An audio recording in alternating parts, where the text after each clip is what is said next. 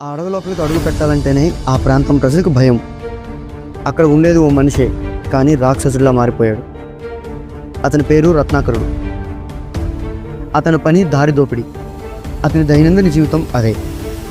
అతడు అడవిలో ప్రయాణికుల్ని గాయపరిచి లేదా చంపి వారి వద్ద ఉన్న సొమ్మును దోచుకుంటాడు. కానీ ఇది అంత పాపం అని అతనికి ఎప్పుడూ అనిపించలేదు. ఎందుకంటే తన భార్య పిల్లల కోసం చేస్తున్నానని అతనికి నమ్మకం. ఎప్పట్లాగే ఓ రోజు అతను దోపిడీకి మరోసారి సిద్ధమయ్యాడు.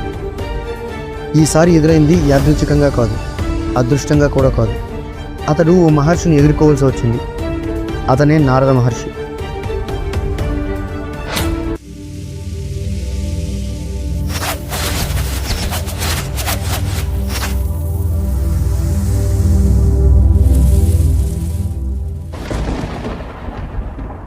Hello friends, welcome back into our channel ఫిలోమిథికా.